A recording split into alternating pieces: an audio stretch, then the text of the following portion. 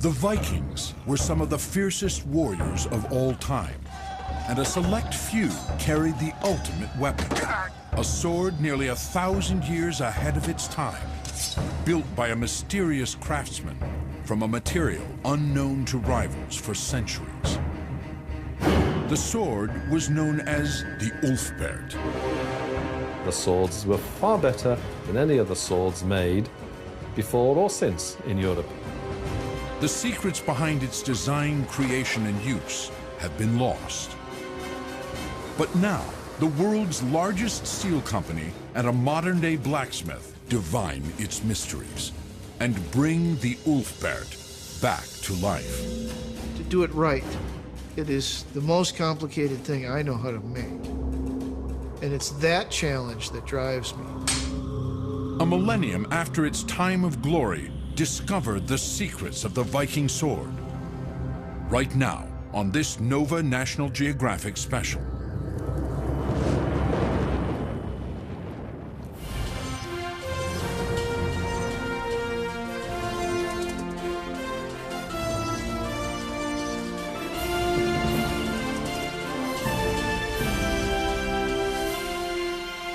Major funding for NOVA is provided by the following.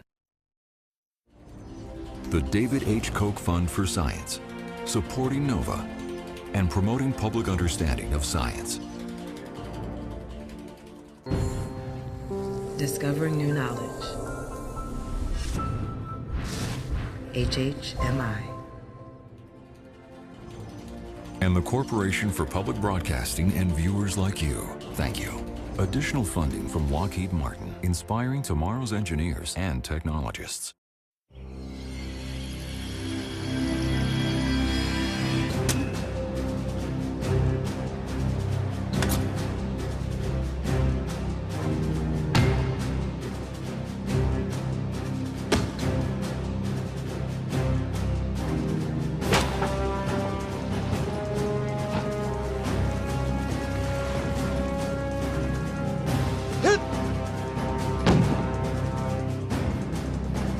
Master swordsman John Clemens has cut with some of the most famous swords ever made. From Damascus steel blades to the legendary samurai sword, the katana.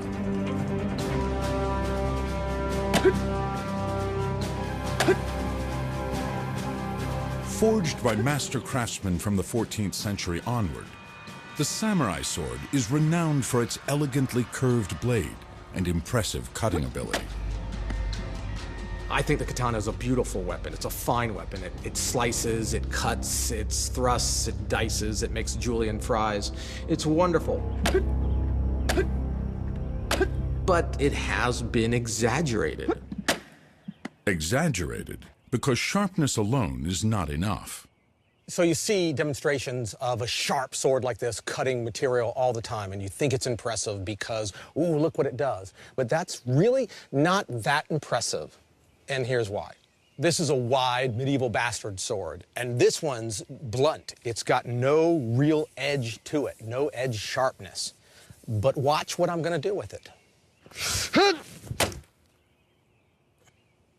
A really good sword is not just about cutting with a really sharp edge.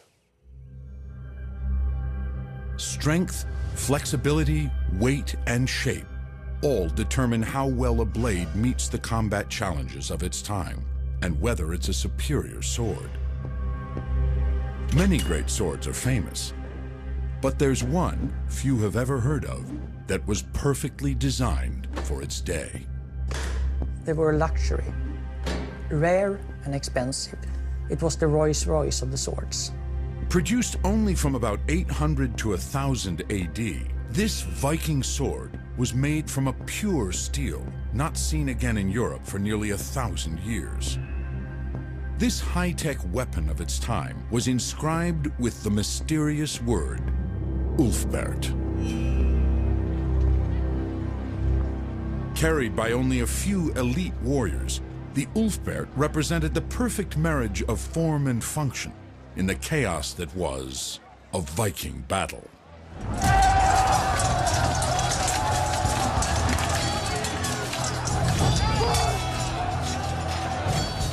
It's not people dividing up and have a nice duel one-to-one. The fight was very violent, chaos, people moving around, striking out wherever possible. Some people were struck multiple times and from all kinds of angles. The Vikings spread out from Scandinavia, colonizing vast expanses of Europe from the 8th through 11th centuries. They are so admired as fighters that people to this day reenact their battles.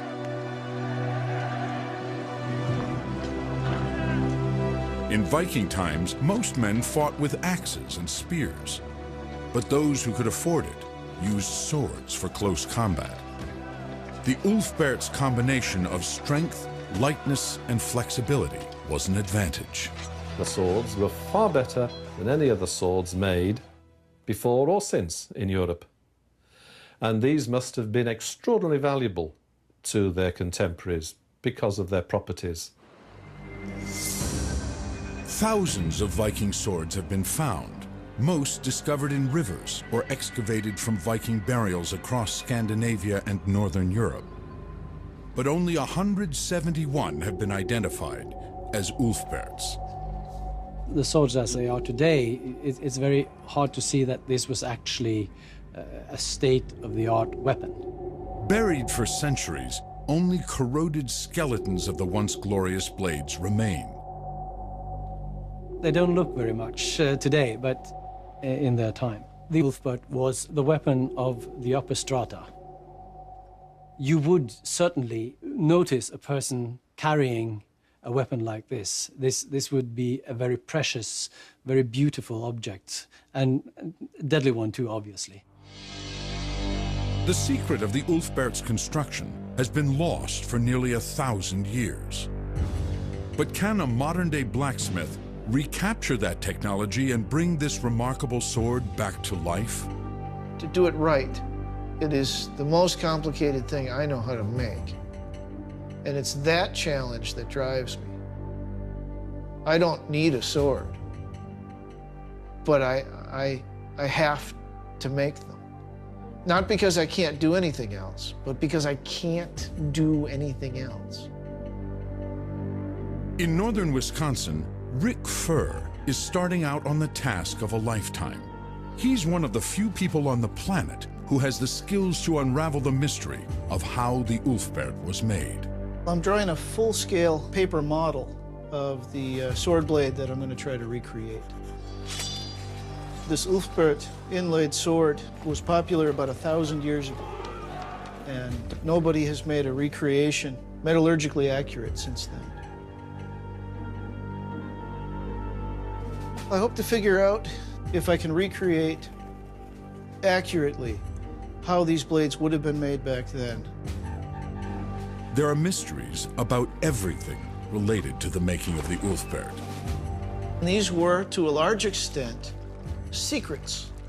You didn't want to give away your manufacturing technology for your weaponry to anybody else. So we have to look at the artifact and then reverse engineer.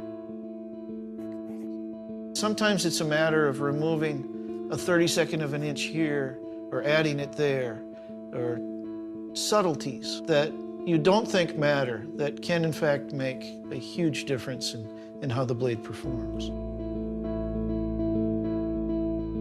The trick is to piece together from enough archaeological evidence to figure out what the proportions of these blades should be, and then the chemistry. What is the material that these were made out of? And that is new information, why they're metallurgically different.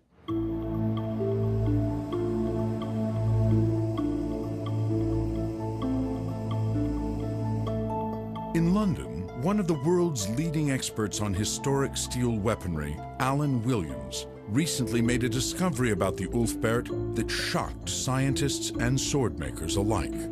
I've been fascinated by armour and swords for a very long time, and always wanted to find out what they were made of and how they were made. Smelted iron was the source for swords, weapons, armour for thousands of years. From about 800 BC till today, humans have made weapons from steel. The process starts with iron, which is found in the ground as ore. The crushed ore is heated to separate the iron from the rock. But on its own, iron is too soft to yield a strong weapon. The trick is to add carbon, most commonly from coal or charcoal. This hardens the metal and turns it into steel. But not all steels are created equal.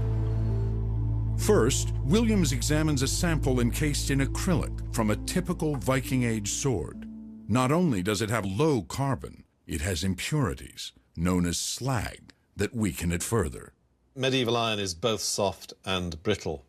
This is a sample of a sword of modest quality. These long inclusions, perhaps looking a bit like sausages, these are inclusions of slag, the non-metallic part of the ore, which has never been separated from the iron. The slag makes the iron brittle, which doesn't actually give you a terribly good sword. Medieval blacksmiths in Europe didn't make slag-free steel because their fires weren't hot enough to fully liquefy the iron. In modern times, metals are melted at temperatures over 3,000 degrees. This separates out the slag and allows more carbon to be mixed in evenly. But in the Viking era, carbon could only be introduced incidentally, mainly through the coal in the fire. And the only way to remove the slag from the metal was to try to hammer out the impurities with each strike. Of the thousands of European swords from the Middle Ages that have been found, all were thought to have been made from this inferior steel. Until Williams analyzed the Ulfberht. One or two swords I looked at seemed to be different. They were made of steel which I'd never seen before or since in a medieval object. This seems to be a completely different material. The first thing that strikes you is there are none of these long grey slag inclusions which make the metal brittle. The uniformity is more like a modern steel than it is a medieval one. And it has got a carbon content of about 3 times as much as the medieval steel we looked at a moment ago. I thought it was very odd. I couldn't think of a reason for it. The only swords Williams found that were made of this clean, high-carbon steel were those marked as Ulfberht. The metal, known as crucible steel, gave the swords capabilities far ahead of their time. But it could only be made by melting iron at high temperatures, and no one in Europe would know how to do this for centuries. The material used is a novel material, not found anywhere else in Europe in the Middle Ages. The biggest mystery is, where did they get this raw material? We have no archaeological evidence of any crucible steel production in Europe until 800 years later. So how did these Norsemen, widely viewed to this day as barbarians, get this cutting-edge technology? Contrary to their image, the Vikings were advanced in many ways. They were highly skilled navigators and traders who are believed to have extended their reach as far as North America and Central Asia. During the Viking Age in Scandinavia, all free men were by law forced to possess weapons and go to war. But much Viking warfare was raiding for plunder.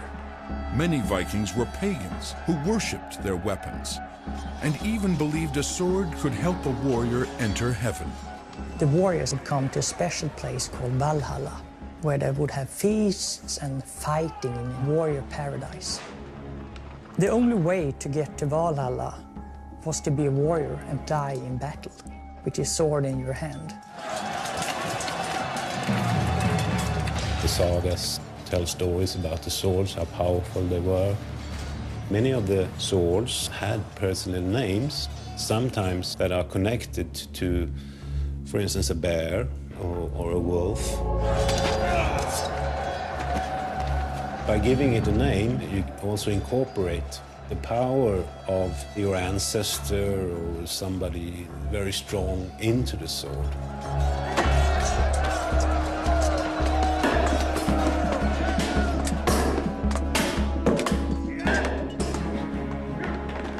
See how your whole weapon's block, and there's that sweet opening right there? So you throw that blow, and my point's right between both your weapon and your shield.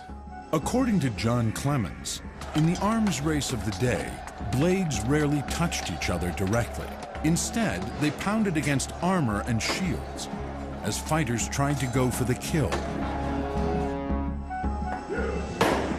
The reality of Viking combat is there's not the constant edge on edge, blade on blade contact. Yeah, very good. They're using the shields far more dynamically. They're getting in close. They're overwhelming their opponent with vicious blows. I come in, I hit your shield. If I don't do it right, you're gonna get me. But if you do, there is that opening because you can't raise your shield. We've got to think of the sword as a tool that's being used to do things such as warding off blows. It has to be robust and resilient because fighting is not just about clash, clash, clash. It's a lot more dynamic. The lack of brittle impurities in the steel made the Ulfbert unusually flexible, and this was a huge advantage. A Viking fighter was doomed if his sword got stuck in a shield and broke. It took a special steel to withstand such stress. And a sword that could do this might even have been seen to possess magical powers. These blades and these blacksmiths were held in certain esteem and also feared a little because of this elemental property of what they're working and what they're producing. To be able to make a weapon from dirt is a pretty powerful thing. Magic and science have been intertwined throughout human history, and the Ulfbert merged the mysticism of the past with the precision of the modern world to come. So this is our steel to be. Starting with raw iron, Rick begins the process of making crucible steel. It's the first of many steps on the way to a finished sword. A mistake at any point could lead to failure. This charcoal will be the carbon source for the steel, so the charcoal here will get absorbed into the steel. We don't need much. If all goes well, carbon from the charcoal will harden the raw iron into steel. This is sand. And this is our bottle glass. They will melt, chemically bond with the waste material, the other slags, and will help float them away and leave clean metal so the carbon can be absorbed. As part of their mystical practices, some medieval smiths might have used a different carbon source to strengthen their swords.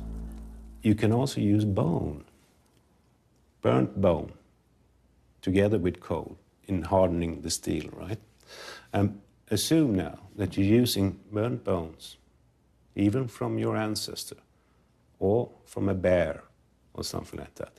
Then you hammer in the power of the animal, of your ancestor, into the weapon in itself, together with charcoal, and you make a perfect steel blade. A very powerful steel blade, probably as well. We are putting the top onto the crucible. This clay will completely seal this crucible from the furnace environment. Mostly it's to keep more charcoal from getting in. So we want a set amount of carbon. And if the charcoal were to enter, we would have too much. And there it is. Rick will try to melt the metal in an oven he's building. It's based on an ancient furnace made of clay and brick that was recently uncovered 2,500 miles from Scandinavia in Central Asia. We fill this all the way to the top, to the tippy top, because we need all the heat So we need all the fuel we can get into the furnace. The theory is that this is how they did it 1,000 years ago.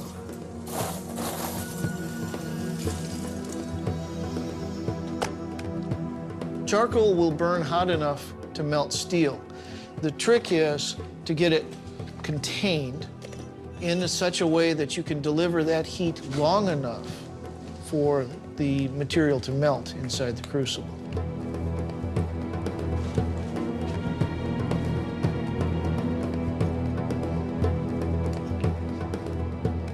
Almost finished. We just have 2 more bricks, and then we've got it sealed up and ready for the burn run. If we run this right, it should get almost to 3,000 degrees Fahrenheit, and we should get a nice full liquid on our crucible charge. And then we have our starting material for the Ulfberg. Last brick.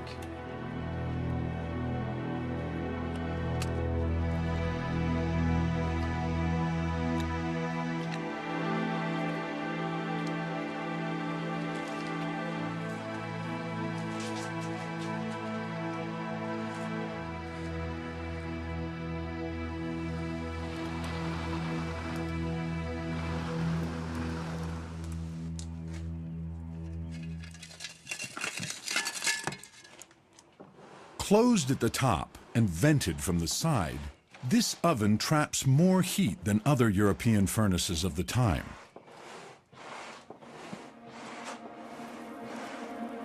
Rick and his assistant Kevin Cashin will man the bellows for hours. In medieval times, an entire village would help.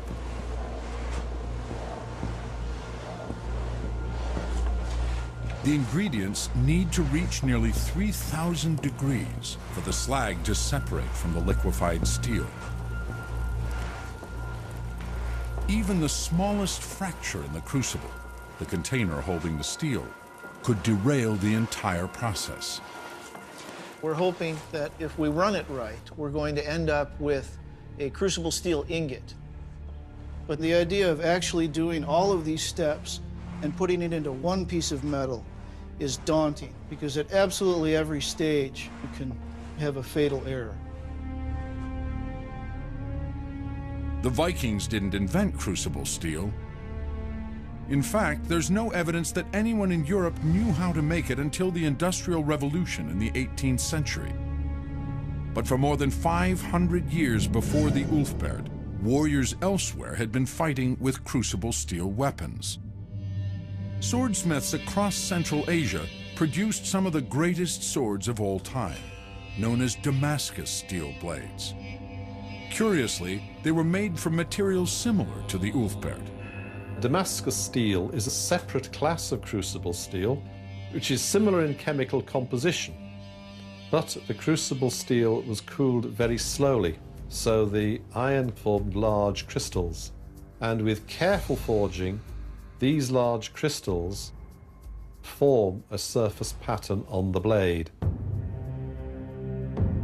These unusual swords exhibited many of the same superior qualities as the Ulfberg. But if the Vikings didn't know how to make crucible steel, then where did they get it? Clues can be found in artifacts excavated from Viking graves in Scandinavia as early as the 8th century. The Buddha was found on an island west of modern-day Stockholm. It originates from India, northeast India. And it tells us, of course, that trades with the Far East existed. The ring is the same thing there. There's this written inscription that says Allah.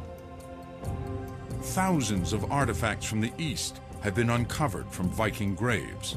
Islamic coins were even commonly traded in Scandinavia. We could go mostly by river and lakes, all the way from Lake Mälaren here in Sweden to northern Iran. The route was known as the Volga trade route. The interesting thing is that the most Ulfberg swords are dated from exactly the same time when the Volga trade route was open. that is from the early 800s to the mid 1000s. I think it's very likely that the steel that you find in the Ulfberht swords originated from Iran. I would guess that you bought it from friendly trading connections in Iran, paid with furs and other Nordic commodities, and took it back on your small ships that you used on the rivers. After the 11th century, the Volga trade route is closed and the manufacture of these Ulfberht swords stops, which to me is strong evidence that they were made out of an imported raw material. The oven that Rick has used as a model was found in Central Asia, near the end of the Volga trade route. After 5 hours, it's time to see if he has successfully made a crucible steel ingot. I think this burned pretty good. So we should have an ingot in there.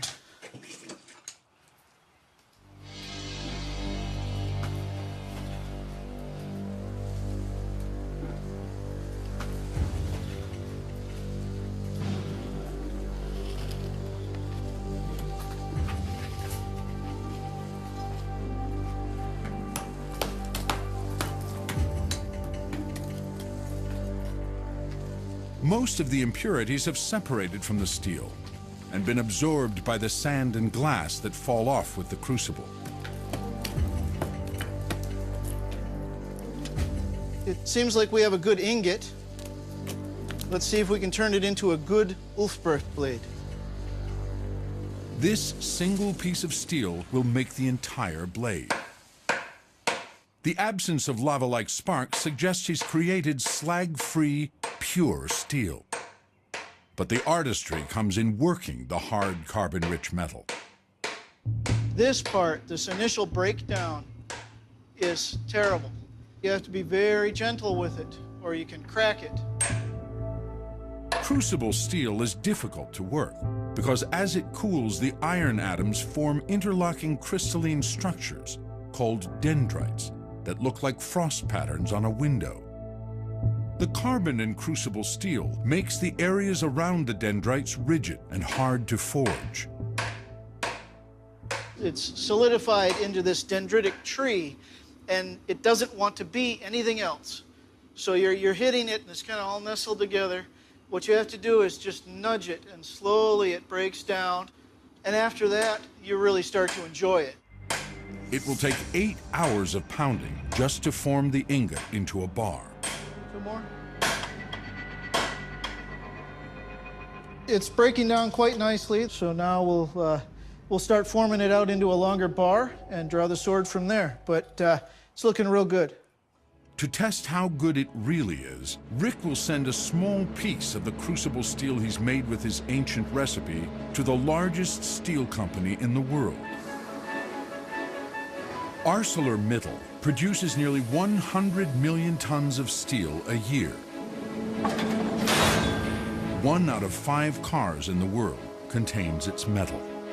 In the modern steel world, we try to customize the recipe for steel for the particular application. And so there are now hundreds of varieties of steel which are suitable for some applications but not for others. The Vikings in their day, I'm sure, wanted hardness on the surface of the sword so it could cut through easily. They would want the sword, however, not to shatter or break in combat. If it got stuck in a shield, they'd want to be able to extract it without it breaking or twisting or bending. And they'd want it to be able to keep its edge. To choose the best metal for a particular application, Sussman's team tests the capacity of different types of steel to withstand stress.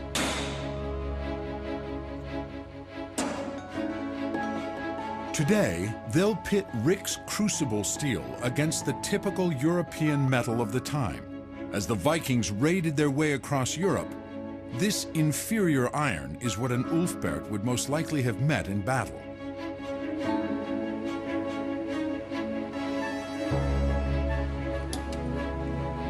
The metal is brittle and breaks like a dry twig.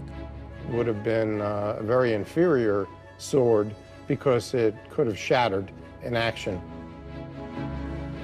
Now, the machine will measure whether Rick's crucible steel will be able to withstand more stress.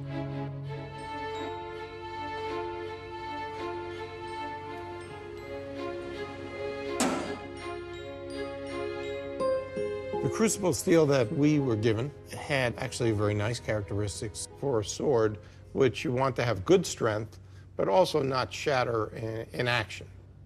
I think good characteristics overall. An examination of the microstructure with a scanning electron microscope will reveal whether Rick has succeeded in making a slag-free, pure steel. As we're moving along here across the surface, it's quite interesting how clean it is. The image is nearly free of slag and other inclusions that appear as dark circles. The inclusions are very small, very minute, and very widely distributed. 2,000 years after it was invented, Sussman, who has spent decades developing modern steels, gives Rick's crucible steel what for him is high praise. This would be a fairly decent steel today, considering the lack of metallurgical knowledge in its day and the tools that were available compared to steel making today.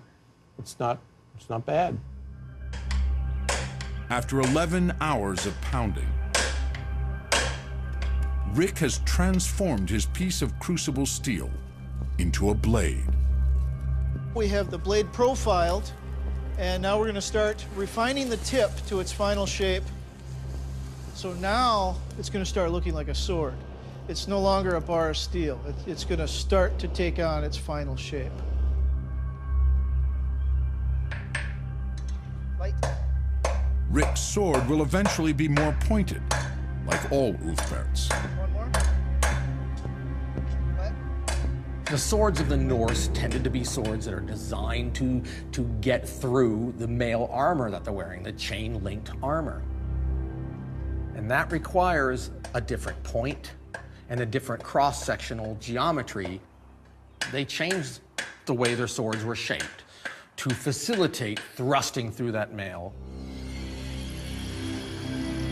To show the advantages of the pointed swords that emerged in the Viking era, first, Clemens tests an earlier replica sword from Roman times against Viking-era chainmail. Designed to slash at opponents from horseback, it has a more rounded tip.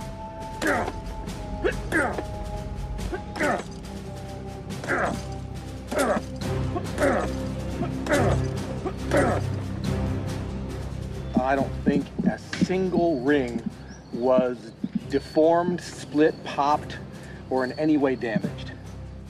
So obviously, a point that's more rounded, hitting the mail is not going to do as much on puncturing or on even catching it, as will a narrow, tapered, harder point that will get through.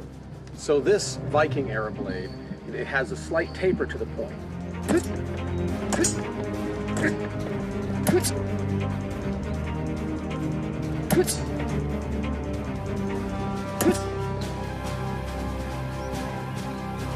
Sure enough, it popped about 2 or 3 rivets. There's the puncture, there's a cut, and I could feel the blade getting through the cloth and getting into that rubber and that foam underneath. A blade like this, definitely progress in the arms race between swords and armor. The Ulfbert shape was perfectly suited to meet the martial challenges of its time. But its true excellence stemmed from its unusual metal and from the intangible value of its name. We're at the point now where we do the inlay, or the cutting of the inlay for the name, Ulfbert. We've got the cross. ULFBE is more or less centered. RH cross T. Like his mysterious predecessor 1,000 years ago, Rick's taking a chance by branding the sword.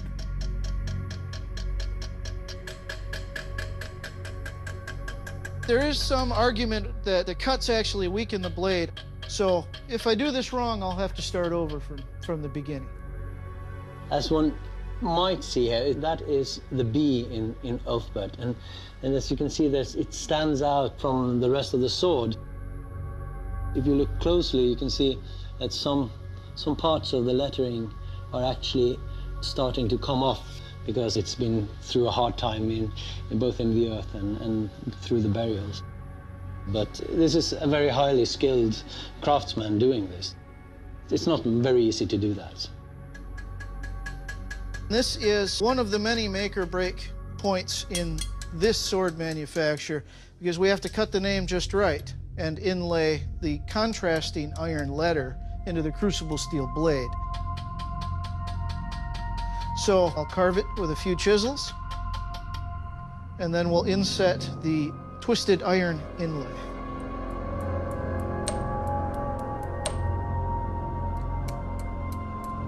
The fact that they went through the labor to give it that amount of extra effort, that amount of power by inlaying this name made them more valuable. Why they put this on, we don't know. We are quite puzzled, but it might be because they were making a statement. This is the real deal. This is something of quality. But Ulfbert is actually an enigma. We don't know who Ulfbert was. We have no examples from the written sources from the time of the name. It does not appear anywhere. So what can this name tell us about who made these swords? The fact that Ulfberts appear over a 200-year period means they couldn't have been produced by a single craftsman.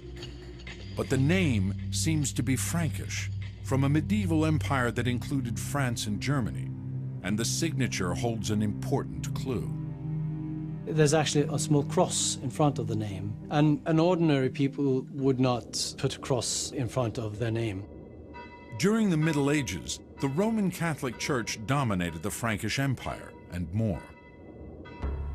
A frequent enemy of the pagan Vikings, the Church was a major arms producer and arms dealer.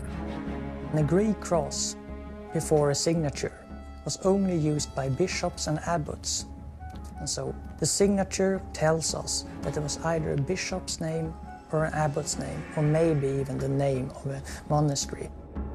It's possible that the swords were manufactured by the Vikings' rivals in the Roman Catholic Church, and then somehow smuggled north. But we have no way of really knowing how the Vikings got possession of the Ulfbert swords, since it was forbidden to trade with the Scandinavians. If people in the church did make the swords, it begs the question how they got the crucible steel. Many experts agree that it was brought by the Vikings from Central Asia or the Middle East. So perhaps the Vikings themselves were the craftsmen, despite the foreign inscription.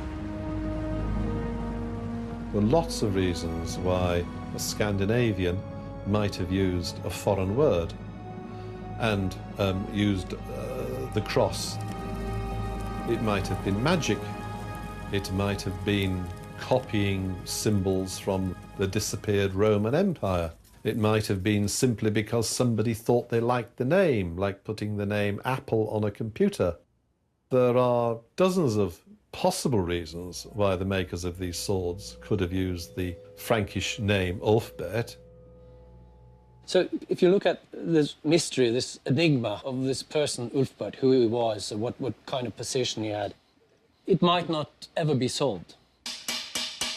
I wonder who he was, or rather who they were, or what this inscription meant to the people that own the swords. Because we don't know if Ulfbert is a kenning, a word of power. Could be an area. Could have been a workshop, because these spanned 150 years. So I wonder about a lot of things. But if you think too much about other things, you make mistakes.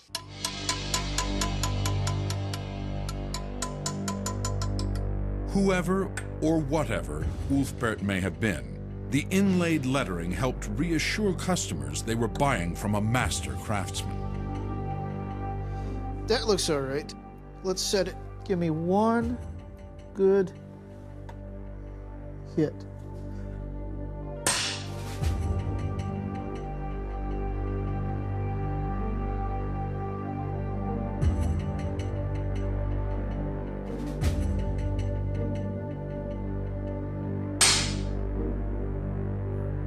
Once the letters are pounded into place, they are heat treated. But Rick won't know if they have set properly until the end of the process, when the sword is polished and the thick layer of iron oxide that's accumulated is removed from the surface. I'm putting in all of this work to make this blade.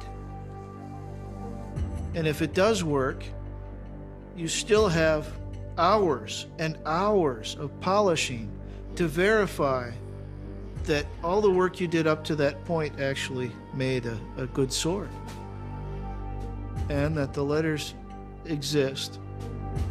And if it doesn't work, it really sucks. You just end up with a piece of recyclable material. With the letters welded in place, Rick must now make something called the fuller. The fuller is an indentation down the center of the blade. It reveals the ingenuity of Viking Age craftsmen. We've got the start of the fuller, and that will get progressively deeper as we go. We're just going to bring that all the way up the blade. The fuller allows longer blades, wider blades, yet the same weight as thicker, unfullered pieces of steel, because it acts like an I-beam. An I-beam has structural members here and a horizontal. So here we have the fuller acting as the horizontal and a little bit thicker material and then going down to a cutting edge.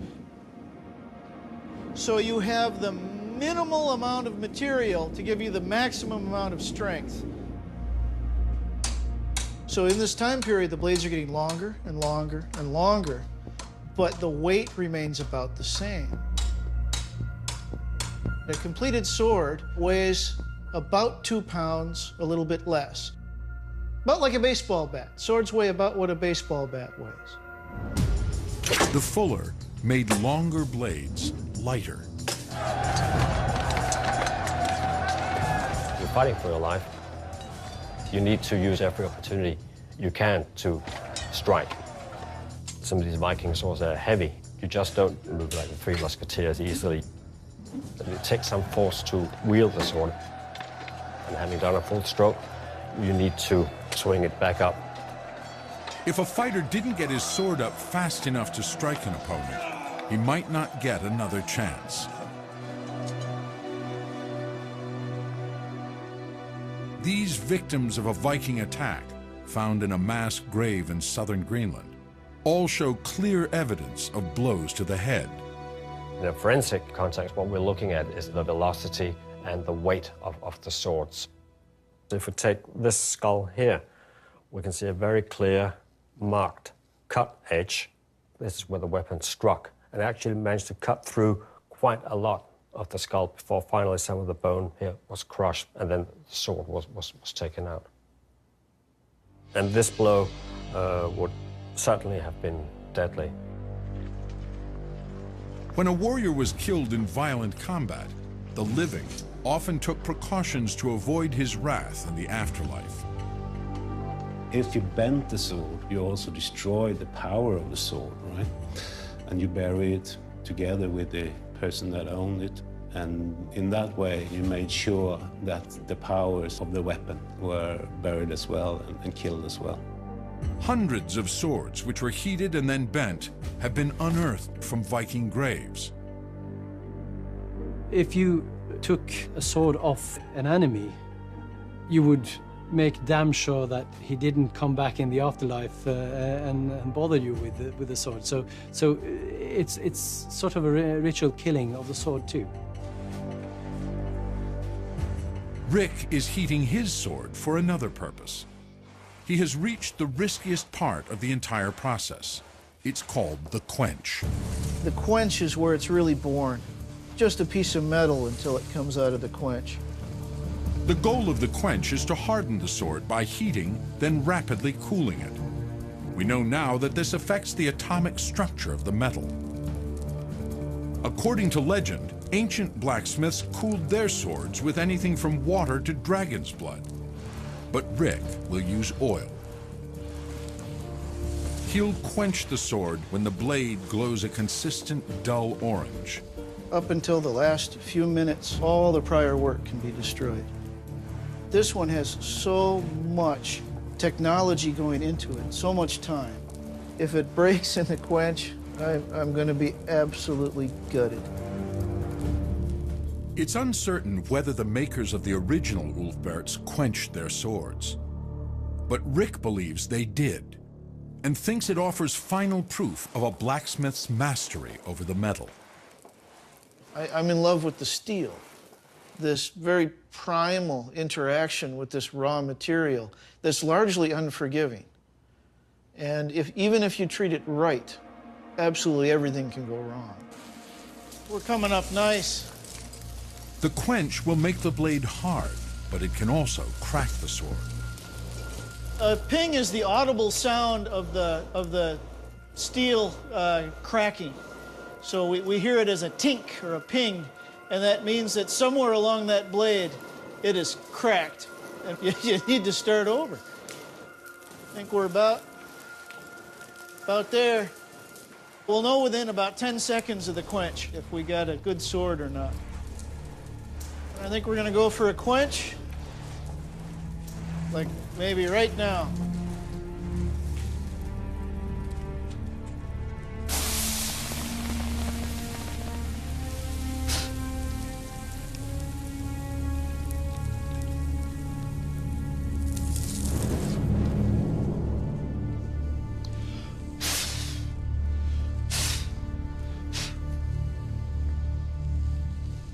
No ping. Did not crack. Little bit of straightening. It's a little bent, but we can handle that. I don't think a crucible steel with bloomery letter Ulfbert has been made since the originals. So it's been 900 to 1,000 years. We have an Ulfbert. I think we've got a good blade. I want to see the name. I've waited quite a while to see the name.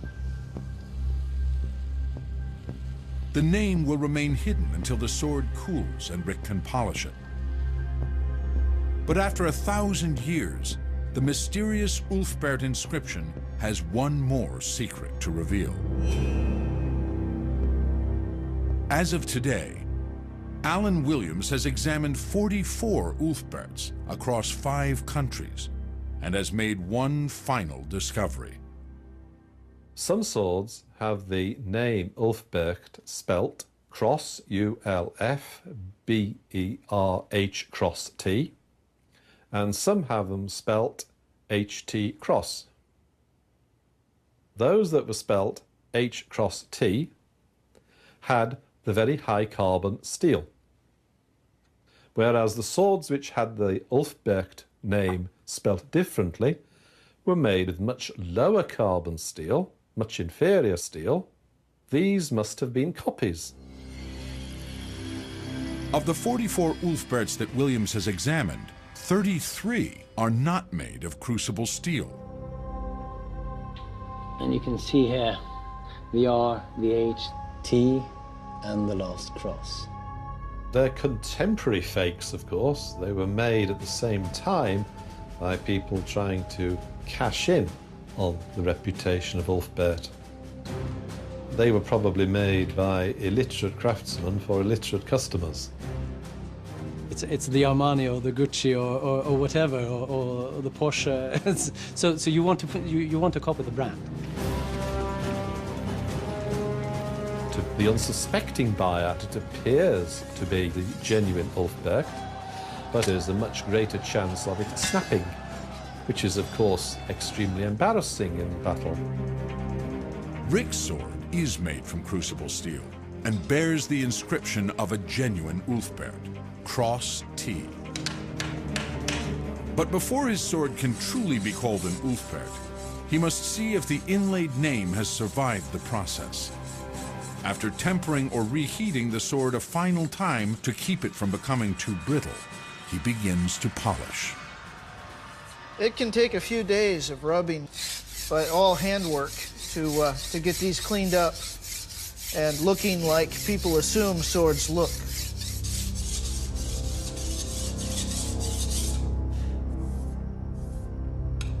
It was the luster of the metal that made people lust after it. In a world of mud and trees and rock, you have the polished metal, and that was different. He uses increasingly fine-grained stones to polish the sword, and only then will he sharpen it. But he still can't be sure if the inlay has survived. If the inlay survives all of the grinding, what will happen is if we add an etchant to it, an acid, then that should create enough of a contrast between the two materials to where the name should be easily readable. We'll see how well I did.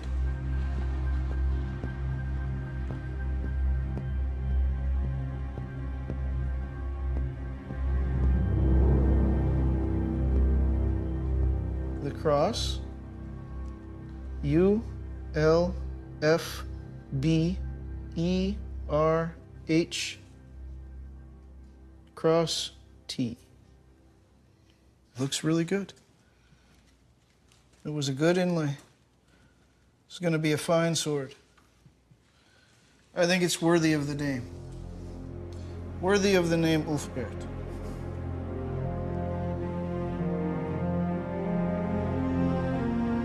Here we are talking about a sword that was made last 1,000 years ago. I see myself as a caretaker of this knowledge.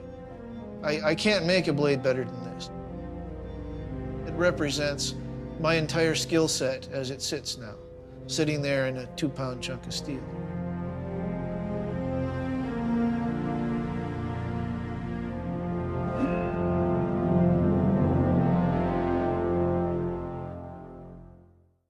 Major funding for NOVA is provided by the David H. Koch Fund for Science, supporting NOVA and promoting public understanding of science.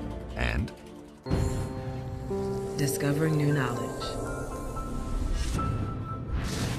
HHMI.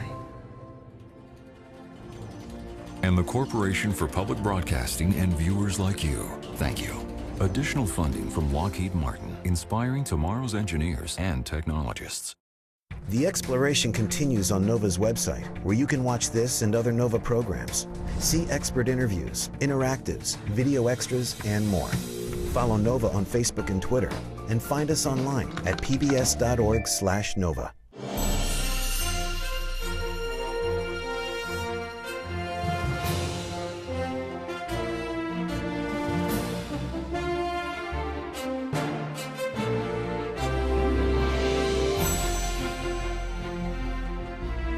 This NOVA program is available on DVD. To order, visit shoppbs.org or call 1-800-PLAY-PBS. NOVA is also available for download on iTunes.